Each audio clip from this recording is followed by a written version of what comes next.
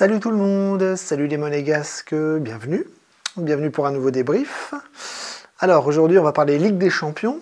Ça y est, ça commence, on est au mois de septembre, c'est la première journée de la Ligue des Champions et Monaco se déplaçait à Bruges.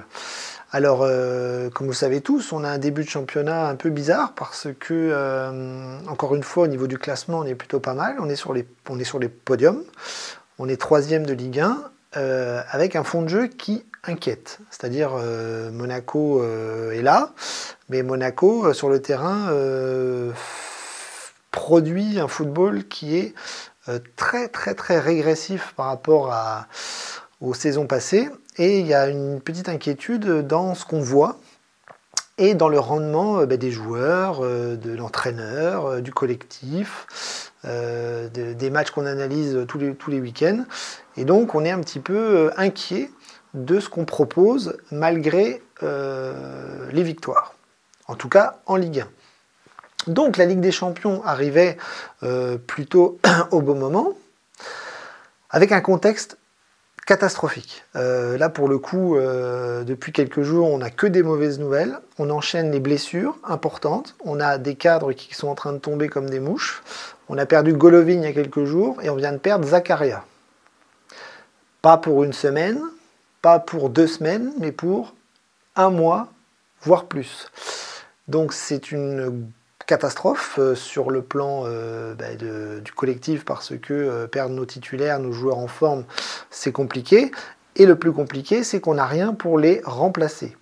Refaisons un petit peu l'histoire. Le mercato a été compliqué, notamment sur la fin, avec une absence, on va dire, de postes non comblés, notamment au milieu de terrain, comme l'année dernière. C'est-à-dire que Skuro a pris le risque de ne pas prendre un milieu de terrain supplémentaire en sachant que Pogba, on ne peut pas compter dessus, en sachant que Zakaria est fragile, en sachant qu'il n'y a que Camara qui arrive à tenir l'enchaînement des matchs. Et derrière, vous avez des petits jeunes sur qui on ne peut bien évidemment pas compter parce que deux petits jeunes, ça doit être des bouts de match. Et ça ne doit pas être des titulaires, et on va voir que c'est exactement ce qui est en train de se passer. Donc, le contexte est compliqué parce qu'on avait Salissou qui était blessé aussi, Radetzky qui s'est pété aussi en début de saison, et donc là, on est quand même dans une spirale très très très négative sur le plan de l'infirmerie et des blessures, et donc les joueurs tombent comme des mouches, et donc l'effectif se réduit, et Adi Hütter est obligé de faire avec ce qu'il a, avec ce que Skuro lui a donné, avec ce que la direction lui a donné, c'est-à-dire pas grand-chose, parce qu'au milieu de terrain, comme je vous l'ai dit, Pogba n'est pas là, et donc on a Koulibaly, Bamba, Camara à l'heure actuelle pour tenir un des secteurs les plus importants d'une équipe. Donc, catastrophe. Sur le plan offensif, le fait que Golovin ne soit pas là, c'est pas très grave, parce que Fati revenait, il était dans le groupe ce soir, Idumbo est là aussi, et les joueurs offensifs, on les a. Maintenant, est-ce que ça marche ou est-ce que ça marche pas, c'est une autre question. Pardon. Donc, contexte catastrophique. Je ne vous parle même pas du déplacement en avion de Monaco à Bruges, avec un avion qui est tombé en panne. On a vu les images de joueurs qui étaient en slip sur le tarmac et dans l'avion parce qu'il faisait 46 degrés dans l'appareil. Et donc, je ne sais pas, en ce moment, il y a une malédiction qui fait qu'il n'y a rien qui va du côté de Monaco et on enchaîne les mauvaises nouvelles. Eh bien, ça n'a pas loupé. Ce soir, tout ce que je viens de vous dire, tout l'enchaînement de ces mauvaises nouvelles a donné un match catastrophique. Monaco a pris une branlée comme jamais j'ai vu depuis déjà pas mal d'années, peut-être à l'époque de Thierry Henry ou de Jardim, quand il y avait aussi ces hécatombes, toutes ces blessés. Moi, je me souviens d'une saison où on avait 10, 15 blessés dans la saison, des fois en même temps, c'était hallucinant. Et là, on recommence à avoir des problèmes d'effectifs. Donc, c'est pas une raison, hein, il reste des joueurs, hein, vous devez quand même avoir une mentalité pour aborder la Ligue des Champions et pour se retirer un petit peu les doigts pour ce genre de match, parce que c'est très difficile avec des champions, que vous jouiez Bruges, Real Madrid, une petite équipe, ou une moyenne équipe ou une grosse équipe, vous devez mettre l'intensité maximale, être à 200%, voire 300% pour aborder ce genre de rencontre. Et ce soir, on a vu un Monaco qui a fait tout l'inverse. C'est-à-dire qu'on a vu un Monaco qui s'est fait bouger d'entrée avec des Belges qui étaient vaillants, excellents dans leur collectif, une équipe rodée. Très belle équipe de Bruges. On m'avait dit, moi, sur les réseaux, que Bruges était une belle équipe, que ça jouait très très bien. On l'a vu ce soir. C'est effectivement une superbe équipe. Mais Monaco a été en dessous de tout. On a revu les lacunes classiques, défensives. Donc un milieu de terrain absent parce que le petit Bamba, on a vu que Bamba à Auxerre, ça peut dépanner, mais qu'en Ligue des Champions, c'est impossible. Impossible de mettre des petits jeunes à ce niveau-là d'entrée. Donc on a pris l'eau au milieu de terrain, on a pris l'eau défensivement, et puis devant on n'arrivait à rien. Donc Monaco, je veux dire, je peux même pas débriefer le match dans les détails ou dans les occasions, je ne sais quoi, puisque Monaco a été à la rue du début à la fin. Monaco s'est fait bouger du début à la fin. Monaco s'est fait rentrer dedans du début à la fin. Ça a été un cauchemar du début à la fin. Il y a eu ce début de match où, contre le cours de jeu, on aurait pu passer devant avec un penalty, où Bired se fait faucher dans la surface de réparation, et Akliouche le tire absolument mal. C'est-à-dire qu'il est très très très mal réalisé, très très mal tiré, à l'image de ce qu'on propose, à l'image de ce qu'on donne sur le terrain, c'est-à-dire un tir tout mou, pas du tout, aucune conviction, aucune envie de défoncer le gardien de but. Et donc on rate le penalty, le gardien de Belgique se blesse, on n'en profite même pas. Et derrière, on va reculer, comme d'habitude, que ce soit contre Le Havre, Strasbourg, Lille, et le match de la semaine dernière. On est complètement recroquevillé sur nous-mêmes, on ne sait pas quoi faire.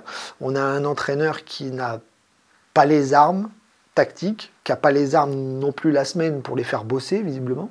Ça y est, ça recommence. Est-ce que les joueurs l'ont lâché? Est-ce que Adi Hütter est comme les joueurs, c'est-à-dire en roue libre, parce que les années passent et que ça y est, on est dans un train-train qui fait qu'on ne fait plus d'efforts?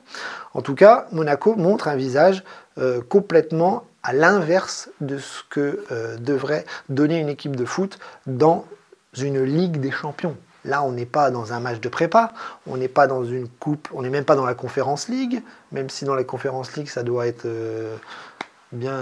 ça doit bien donner aussi. Là, on est en Ligue des Champions et on sait qu'on va se faire écraser la gueule, peu importe l'adversaire. Et Monaco ne fait rien, ne montre rien et joue dans un fauteuil. On a l'impression qu'on joue dans un fauteuil, limite à l'arrêt, où il n'y a pas de plan de jeu, il n'y a pas d'intensité, il n'y a pas de pressing, il n'y a pas de révolte, il n'y a rien du tout. Donc la branlée, vous la prenez. Donc après le penalty, on en prend un, on en prend deux, on en prend trois. À la mi-temps, on fait semblant de tout changer sur le plan tactique et sur le plan des joueurs en faisant rentrer d'autres joueurs, à l'image de Kerrer ou Koulibaly. Et ça ne va rien changer puisque Monaco va continuer de se faire étouffer par des Belges virevoltants. Et donc on va se diriger vers la fin du match en prenant un quatrième. Et le seul éclair dans la nuit, ça va être l'entrée d'Ansu Fati qui, plutôt en jambes, va réussir à marquer un but sur la fin. Mais ça, c'est anecdotique parce qu'on retiendra un match complètement raté de la part de Monaco qui s'est fait poutrer de partout. De partout.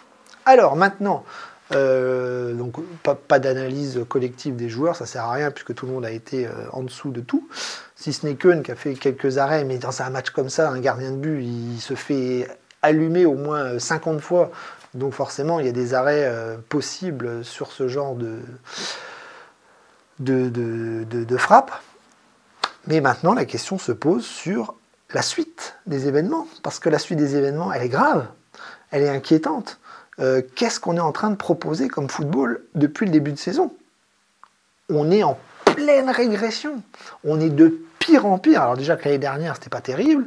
Il y a 2 ans, on était là sans être là avec des fulgurances ici et là. Mais l'année dernière, on commençait à avoir une communauté de supporters qui commençait à s'inquiéter du fond de jeu, du contenu et des matchs ratés par rapport à plein de problématiques tactiques de la part du Hütter où défensivement, on est nulle part. On se fait poutrer par tout le monde et on se prend des buts par tout le monde. Mais là, cette année, c'est même plus que défensif, c'est partout. c'est devant, c'est au milieu, c'est derrière, dans les buts aussi, parce que on a déjà perdu notre gardien. Alors oui, les blessures, c'est la faute à pas de chance, même si on se demande quand même ce qui se passe à chaque fois, quand ça s'enchaîne. Mais bon, on voit bien que les autres équipes, c'est pareil, le Paris Saint-Germain, ils sont en train de tomber comme des mouches aussi.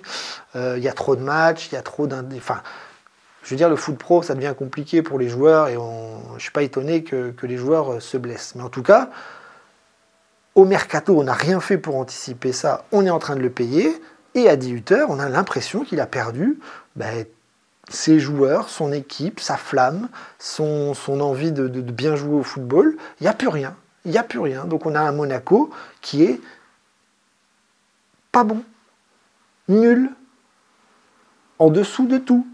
Je suis très très très inquiet de la suite des événements, parce que là, on va jouer Metz dans 2 jours. Alors déjà, il va falloir récupérer, ça va être compliqué, mais dès qu'on va enchaîner les grands matchs, on va prendre des piles. On l'a vu contre Lille, on l'a vu ce soir, on est en galère contre Strasbourg, contre Auxerre, on n'y arrive pas non plus. Qu'est-ce qui se passe? Est-ce qu'il faut déjà changer d'entraîneur? Il est bien évident que dans la tête des dirigeants, ça ne va pas se faire, parce qu'on ne vire pas un entraîneur sur une défaite, hein, bien évidemment, ça peut se comprendre. On vire un entraîneur sur une suite de défaites, on va dire. Mais en tout cas, la saison vient de commencer, on en a déjà 2 importantes, hein, à Lille et contre Bruges, qui ne sont pas quand même des équipes... Qu'est-ce qui va nous arriver quand on va jouer Paris, Manchester, le Real, voire Marseille, etc. On va se faire défoncer, on va en prendre 8, 10. Donc là, c'est pas possible. Je ne sais pas ce que va faire la direction ce soir, je ne sais pas ce qu'il va se passer demain. Ils vont très très vite rentrer à Monaco pour préparer Metz, mais la semaine prochaine... ouais, il y a des questions qui vont se poser. Et puis le président, là-dedans, ce soir, il se fait... On est la risée de l'Europe, là, ce soir. Ah, j'avais de la peine pour Bergame hier soir contre Paris, mais là, ce soir, Monaco vient de prendre une déculottée par un club belge, quoi. Donc voilà, donc je suis très inquiet. Je n'ai pas envie de parler de crise parce que c'est un peu trop tôt, et qu'il y a le classement de Ligue 1 qui nous met un peu de poudre aux yeux. Mais ouais, dans le contenu, ça va pas du tout. Le football qu'on propose est affreux, ça n'évolue pas, ça régresse, c'est de pire en pire. Et moi, je commence vraiment à me poser la question de cet entraîneur qui n'arrive plus à rien. Plus à rien. Et en plus, ce qui me dérange aussi, c'est que souvent, Monaco est censé être fort au début de saison et avoir un creux après. Là, on est déjà dans le creux. Donc ça va être quoi derrière? Donc arrêtons de compter sur Pogba, arrêtons de compter sur les joueurs qui ne sont pas là, parce que Zakaria, il n'est pas prêt de revenir, Golovin, il n'est pas prêt de revenir. Les jeunes vont devoir assurer l'enchaînement des matchs. Donc ça va être une catastrophe. Alors, j'ai lu que s'il y avait un nouveau blessé, il y aurait peut-être une recrue. Alors ça me fait rire. Hors mercato, va trouver un joueur qui fait l'affaire au milieu de terrain dans cet AS Monaco. Pareil pour l'entraîneur, hein. Va trouver un entraîneur correct aujourd'hui sur le marché, des entraîneurs libres. Et puis bon courage pour remettre dans cette équipe un football intéressant, hein, parce que ouais, avec tous les absents, avec l'effectif réduit et avec cette mentalité-là, bon courage. Enfin bref, je ne vais pas faire de science-fiction. Ce soir, on prend une grosse claque. Le club doit réagir tout de suite, dès dimanche contre Metz. Et surtout, il va falloir changer les choses parce qu'on ne peut pas continuer comme ça. En Ligue des Champions, on va faire vraiment un petit passage rapide. Et puis en Ligue 1, il faut le podium. Donc c'est pas en jouant comme ça qu'on ira le chercher. Impossible. Allez, rendez-vous dimanche, les copains, ça ira mieux.